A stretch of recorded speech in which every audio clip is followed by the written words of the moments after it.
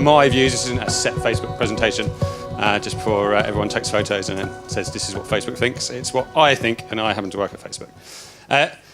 I'm naturally provocative why attribution is rubbish, including yours, because I thought it'd be interesting to get you to the session.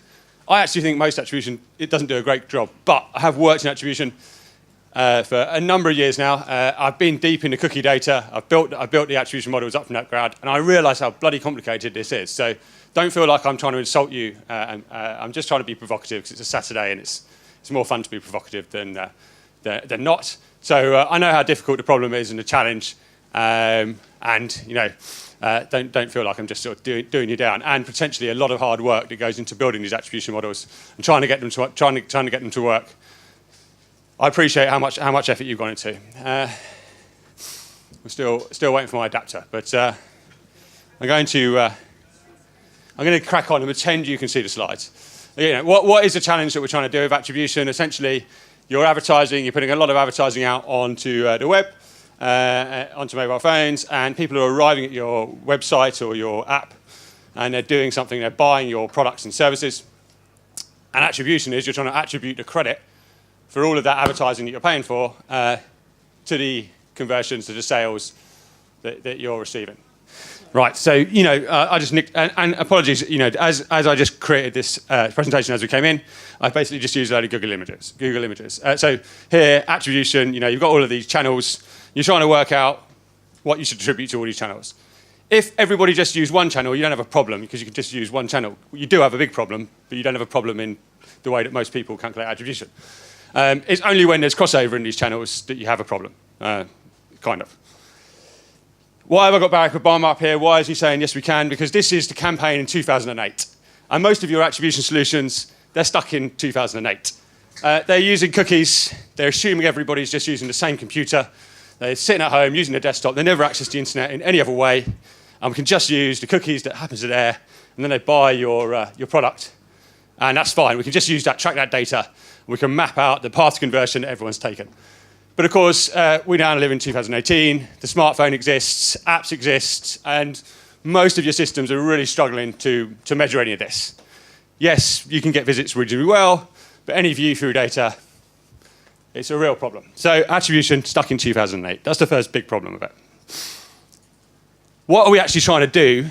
We're not just trying to work out, you know, these people saw your advertising and then they arrived, or these people clicked on your advertising and then we arrived. That's what attribution does. It's saying, you know, oh, look, all of these people, they clicked on search or saw an affiliate or whatever. What we're trying to do is say that these people are only here because they saw your advertising.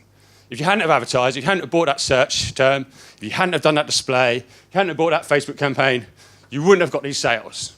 These sales you were going to get anyway, in the short term. Now we can have a debate about whether advertising in the long term, you're not going to get any sales because your brand equity falls through the floor. But attribution is not doing anything like that. Attribution is measuring the short-term impact of marketing. And it's basically taking the credit for all of these. Nearly all attribution systems are taking the credit for all of these sales. But what we really care about is the people who wouldn't have come if you hadn't have spent the money.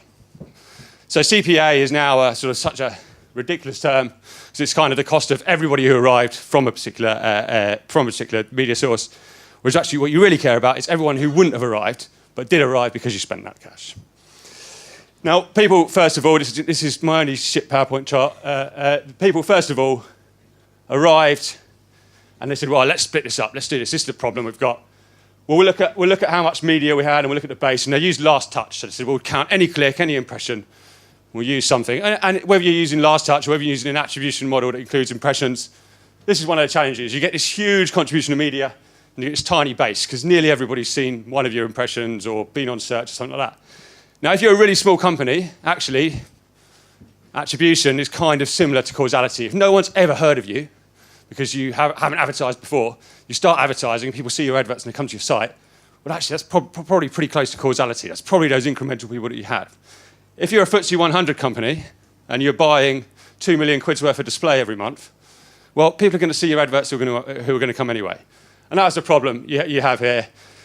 And the financial, the CFO would say, don't give me this nonsense. It's clearly you're not having that much of a contribution to sales. And people said, well, if we just use last click, we get this as media, and we get this as base. And people say, well, that feels about right.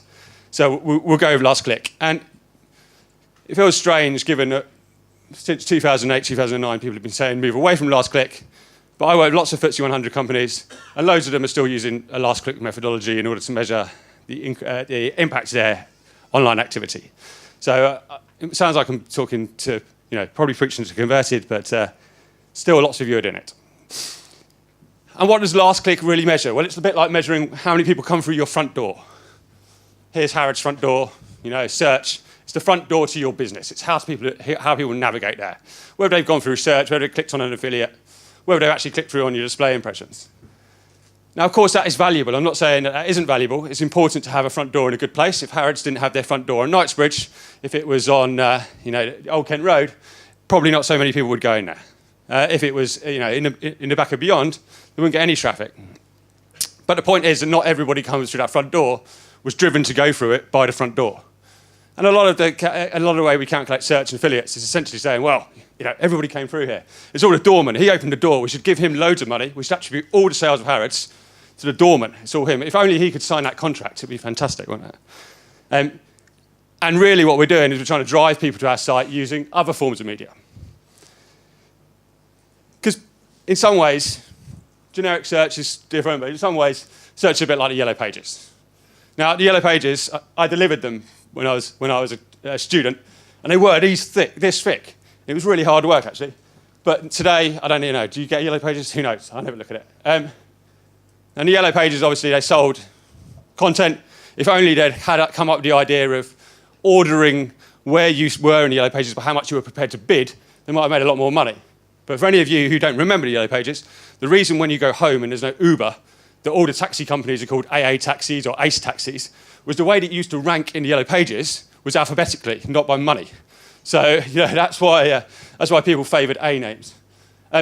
Yellow Pages obviously it still exists, but who cares? That's kind of what search is doing. But of course now we're able to bid on that. However, how do we monetize the important thing in media, which is attention? This is the thing that last click doesn't necessarily monetize. As people came into the noughties and into this decade, they started to shift their attention away from TV and print and started to move it online. And that attention's worth money. Worth money to publishers, worth money to people like Facebook, worth money to all of those display publishers where people come to the site and we're thinking, well, we've got people looking at our website, we're selling ads, how do we monetize that attention? And that's one of the challenges that last click has. Because if you're just seeing the ads, you don't do anything on the ads, how do I get the money for that? Well, some of us, and I suppose I'm talking probably to lots of people in a room, try to work out complex ways of working out how much an impression was worth. Some other companies thought, hang on a minute, there's a loophole here, I can make a lot of money. And this is how I explain retargeting and ad networks. So the people who come to your website and show a load of intent, they're like the 95% spirit. They're going to buy your product. Or they might do, but they're far more likely to buy your product than the general population. They've really shown a huge likelihood of buying your product, given that they've been to your website. They might have even looked on the product page. You might even be retargeting people who've put something in their basket. They're the really good stuff. There's all this other display stuff you can buy, and it's good. Some of it's expensive, but it's good. But it's not. Doesn't have the same hit as the retargeting. It's prospecting. Yes, you're going to advertise to people who might buy your goods. And actually, here's where you might advertise to people who they weren't planning to buy your goods, but they will do because you advertise to them. But it's not as strong as the spirits. Now here, this is the wastewater. This is all the crap that you get on the internet that people don't look at. The robotic where robots are looking at it, or the pop unders, or all of the shit display. Now, what some companies did, some ad networks who will not be named, is they thought, well, if we take a load of this, but we mix in a little bit of this, then the clients, they'll still get drunk, and they'll still pay a load of money for ad network display deals. And kind of this is what the last click system emphasised. Now, if we ignore this is just me being stupid, but if we ignore this and think of retargeting, that's what's done really well out of our display, because we wanted to measure everything on the last click. And people do click on retargeting, and it does drive some incremental sales. But it's not as great as some of the other display, and it doesn't necessarily drive as much incremental sales as your prospecting. It just costs you more money. So I'm going to have a thought experiment. Imagine there are 3 types of people in the world. There's always going to buy Anna. She is nailed on. She's going to buy your product anyway. She's going to do a bit of research on your website, but she's going to buy 100% certainty. Imagine there is never going to buy Nora. She's never going to buy your product. She doesn't care. She's not in the market for it. You're selling cars. She can't drive. And there's can't decide Deborah. She wants to buy a product, but she's weighing up between you and your competitor. Actually, can't decide Deborah is the only person we can influence with marketing. If we advertise to her, in my thought experiment, we can actually influence whether she'll buy or not. So we don't really want to advertise to Nora because she's never going to buy. We don't want to advertise to Anna because she's going to buy anyway. We only really want to advertise to Deborah. Now, if you think about the way that programmatic works, and even if we ignore all the clicks and stuff, and by programmatic I do mean Facebook advertising as well, is it looks for Annas. It says, well, we're going to get you who we're going to buy anyway. Because those are the things that the algorithms are searching for. Fortunately, they're not brilliant at it. Even Facebook isn't brilliant at it. Because if they were brilliant at it, all you'd get is advertising to people who are going to buy anyway. Hopefully, they sort of realise that these people who aren't going to buy, and they stop advertising some of their money to that, and then they put quite a bit of money here and quite a bit of money here. And the stuff that goes here is really valuable. But the stuff that goes here and here isn't so much. Now, I appreciate this is an extreme world, but bear with me as we then go into thinking about how do display buys work. So imagine this is our target. These are the never going to buy Noras. These are the can't decide Deborahs, and these are the 100% nailed on Annas. How does advertising work? Well, this is retargeting. It targets a load of people who are going to buy anyway. The best retargeting I've seen gives maybe a 5 to 10% uplift on incremental people. So the number of sales you got, about 5 to 10% of them weren't going to buy anyway. Online fashion, actually, I think there is a place for it. Maybe. You can be enticed, and it's actually quite nice to see. I fancy that pair of shoes. Not so much when they really do follow you around the internet. I think that's what a lot of the problems have, and a lot of the reasons why we're seeing things like ITP2, which is another thing that's killing off the chances of attribution. If you don't know about ITP2 and you work in attribution, you need to find out about ITP2. It's where Safari are blocking the ability to see whether people have purchased the goods through the pixels and stuff like that. But this is what happens. Retargeting works like this. Most display buys do something like this. So you buy a bit of people that aren't going to buy anyway. You buy some of the people who are and some of them aren't. Interestingly, when you look at this, and if you've done any cookie analysis, some of the interesting things you see is that the more advertisers, the more publishers people have seen, the higher their likelihood of buying is. You think, wow, advertising must work because this publisher and this publisher and this publisher, they all saw this advertising. And if I have 2 publishers, the percentage chance of purchase goes up. And then if I have 3, it goes up even more. If I have 4, it goes up even further. And I think that's probably because what you're seeing is actually where these intersect. And the fact is that these targeting algorithms, the people that they're most likely to target, the people who are going to buy anyway. So yes, if they've targeted the same person, if you have 3 or 4 publishers that target the same person, it's just zeroing in on those people who are going to buy anyway. But it is one of those misleading results, and one of the things that makes, I think, us think that attribution modeling is doing more than it is, and is actually showing us incrementality when it's not really. And this is that crap that I was talking about, and some ad networks used to buy. They mixed in a bit of the 100% with all of this. What's this? This isn't anyone. Well, exactly, it isn't anyone. The final thing is the funnel, and this is what we're really trying to understand with attribution modeling. What is the funnel? There's this thing, I wasn't planning to buy your product 4 weeks ago, and then I saw some brand advertising, and I thought, well, maybe. And then I saw some interest advertising. I thought, yeah, really, really planning to do it.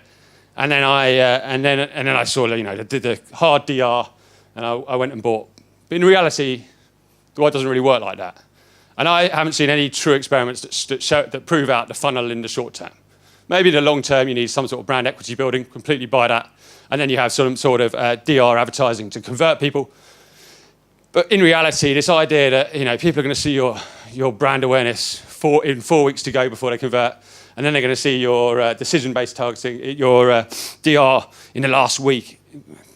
Get away from that. I think, of course, what you're seeing when you look at this is people see some display, and then they click on a thing then they click on search or affiliates to come to your website. Of course they do. That's how they navigate to your website. This isn't the marketing funnel. This is just 2 different types of advertising, or one type of advertising and one type of navigation come into play. So we think that the marketing funnel is why we need attribution. my argument is it isn't really. How do you do it? I spent 15 minutes banging on about why attribution is so bad. How do we solve this problem? Experimentation. And this is what most attribution models don't have anything in whatsoever.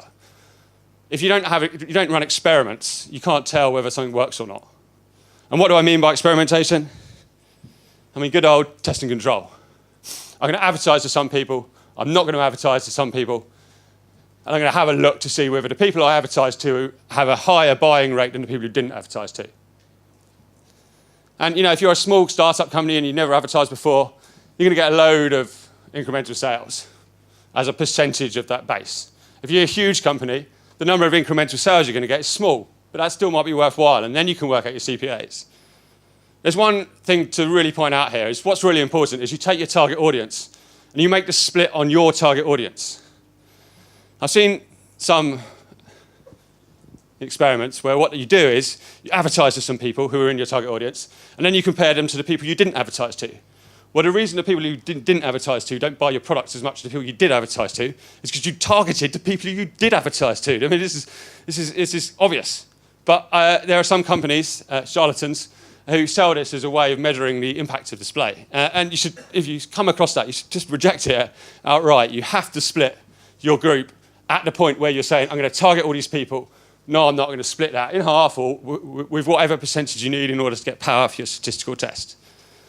That's how you can do it on a one-off. There's a problem with test and control. It's expensive and it costs time. What do I mean by it's expensive? Well, it probably doesn't actually charge you any money to do it. But when you're running test and control, you're not advertising to some of the people who you could advertise to. And that's really important. You can't, if you're constantly running test and control and you're constantly holding out 40% of your audience, that's 40% of the people who you could influence who you can't. It also takes time. These experiments might take anywhere from 4 to 6 to 8 weeks. And then it's slow to make decisions. We all want to make decisions yesterday about stuff that happened yesterday. So this is the challenge. How can you solve this challenge? Well, what if you did loads and loads of experiments? What if you'd run hundreds, if not thousands of experiments? And then you started to look at what the attributes were of those experiments, what the attributes are of the campaigns that were in those experiments, and how they generated incremental sales. So you started to think, well, actually, I can understand my incremental sales from my lift tests, and I can start to build a model using machine learning or whatever you like to give me an estimated incremental sales based on my campaigns. I run those campaigns. I start to say, well, actually, I know that if I've got my target audience, and obviously these have all got coefficients and whatever, and if I look at who the target audience is and I look at the reach, or reach as I've written there, and the click-through rate and the engagement and the objective and all of the other elements I can get about this campaign, can I build a model that estimates those incremental sales based off all of the experiments I've done previously? That's the key thing. If you've never done any of those experiments, you can't. But if you have, then maybe you can. And maybe then you can start to do on-the-fly understanding of how good your campaigns are running. And that's, for me, is how you can get, you can start to report on what happened yesterday in some sort of incremental way. Without that, I'm not sure it is. And I know some of you build attribution. And my sort of request to you would be to base those models on experimentation. If you're doing that already, and I know some companies are, that's fantastic. But if you're not basing it on experimentation, if you're not basing this is the pie that we're going to chop up, these are the people that we think are incremental, how are you getting to that number? I don't know.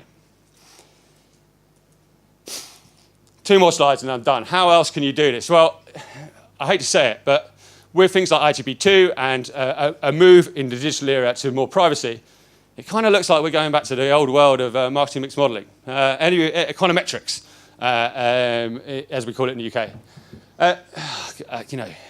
I know lots of you are going to sigh and think, oh God, that's terrible, it's blunt. Absolutely, it's a bird's eye view of what's happening.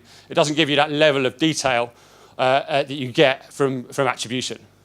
But it's pretty good at estimating incremental sales, and it does at least give you a base. But it doesn't, it's channel specific at best. It can't do campaign analysis or tell you that this creative was better than that creative. Another thing you can use is match market testing. I'm actually quite a fan of match market testing if you're using it for some of your other channels. And for some of you, if you advertise on TV and print and radio and stuff like that, that's probably what's open to you in order to be able to do good testing control. And I'll be doing this and comparing it to that and doing digital attribution as well. what does this mean? How do we see it? And I think there's been a sort of move over the last. I see lots of companies that are doing it. I'm going to build this algorithm. It's going to be the best thing, and I'm going to build it. It's going to be the one source of the truth. The whole company's going to trust it. Every day, it's going to give me the answers of what happened yesterday. And life's just not that simple. In fact, there's all of these stuff that you have to do. It's not all connected up. You've got publisher measurement that you probably have to use because lots of the publishers, they're not sharing the data. So if you're using Facebook or using Snapchat or you're advertising on a number of other apps, we're not giving out that data for you in order to build some people-based model. You need to do experiments. Your last click models aren't terrible. Actually, in some respects, they're reasonably good. And if you're buying click media, if you're buying search and affiliates, there's something to be understood from click models. There's your MMM econometrics. There's multi-touch attribution as well. There's match market models. And what sits in the middle of all this? You do. This is the job, in my opinion, of marketing analysts, of digital analysts, to take all of this stuff and say to the business, I haven't got one source of the truth. I've got multiple sources. They all see the picture, the actual truth, from different perspectives. What I'm trying to do is triangulate between those different sources in order to understand the best picture possible, in order to understand where should we spend our next dollar, where should we take money out of a channel, and where should we put more money in. This is sort of the role. This is why I'm really excited to work in marketing analytics and digital analytics, because I think we've got a huge role to play. We're not going to solve it with one all-knowing machine, but we can solve it by triangulating between all of the different sources of data that we have. So hopefully, if we do that, not all attribution will be broken. Most of it might still be in a couple of years, but we'll move on. So that's me. Thank you very much.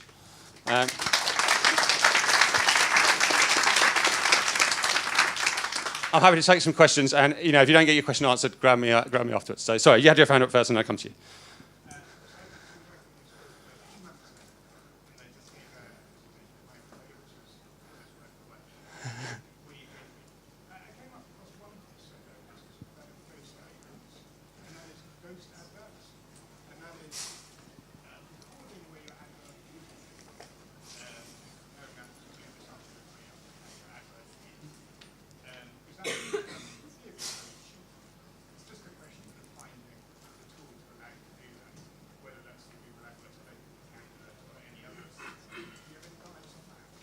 Yeah, so I think ghost adverts or looking at adverts that should have been delivered but weren't for some reason of viewability or something like that.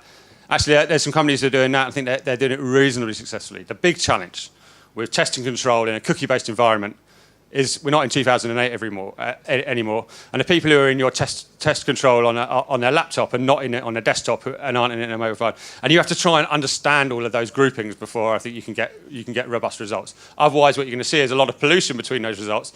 You're not actually going to see the lift that you're looking for between those. But it's not.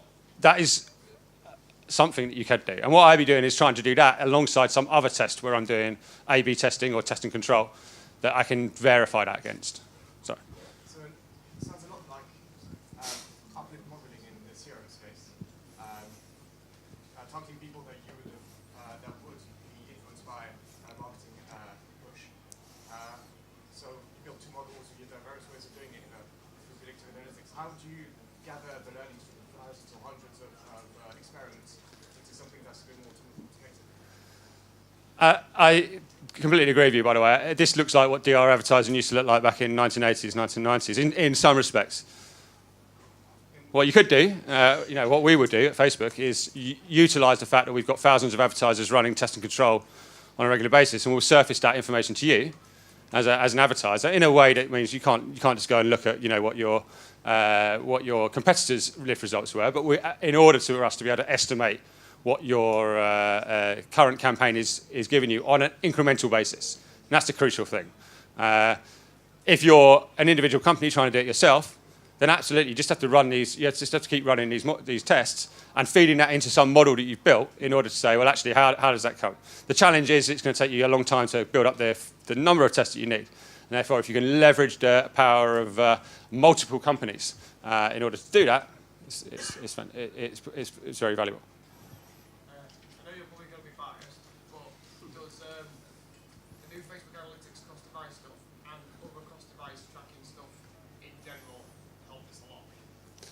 I think if you haven't got some sort of cross device and you're trying to run test and control, it's very challenging. I think essentially, if you're trying to run test and control, that's why I quite like match market tests. And I know people are going to think, well, where am I living back in the 70s? But if you're trying to do this with cookies, it's very difficult. And the challenge is as I said earlier, you get pollution between your testing and control cell. The great thing about Facebook, and the reason we're so strong at it, is because most people, 99.9% of the time, you're looking at your Facebook feed. And so I don't care what device you're on, I can hold you out and I can advertise to you. Maybe you look at your friends every now and again, but it's really rare. Most of the time, you're a person.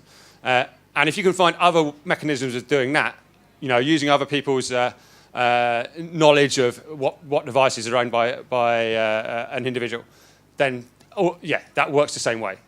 You can, and I appreciate people travel around the country, challenging for our measurement, but that people can see adverts in different parts of the country. But you just have to sort of bear that in mind if you're doing something like match market testing.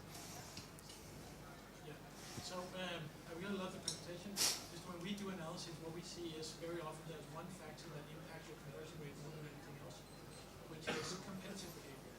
So what you've been describing is very much in a non-competitive universe.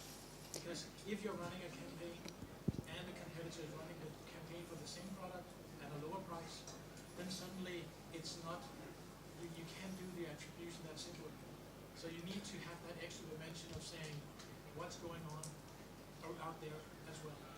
I completely agree with you. So that's where MMM takes into account competitors, but also in your experimentation, maybe that's one of the factors you have within that thing that says, right now in my campaign, actually I've got some competitor. How much are my competitors spending? The challenge with digital is you don't really know how much your competitors are spending. It's not like above the line traditional where you have a good record of that. But if you do know that, that's certainly a variable that I put into those models. For us, it's just that very often we have a tendency as analysts to look at our own data set and forget what happens. Completely agree. We do some really crazy trying to do some conversion rate optimization when in reality the problem is out of our control. Yeah. One last question. Go on for it back. I'm just wondering, so both the companies I've worked at has been very sales-driven, so like the targets are sales. If I'm doing Facebook experiments or display experiments, they won't generally drive a lot of conversions. So I'm just wondering how you tie back to actually using. It's one of the biggest challenges of my day-to-day life is that people are so caught up in looking at the conversion rate that's coming through Business Manager or Google Analytics that they don't think about the incremental. And actually, sometimes when we do stuff that drives good incremental sales, it doesn't drive great Business Manager or Google Analytics sales. The idea of retargeting versus prospecting is the key one. If you do retargeting, you're going to get fantastic results in your system of record. Of course you are. You're retargeting people.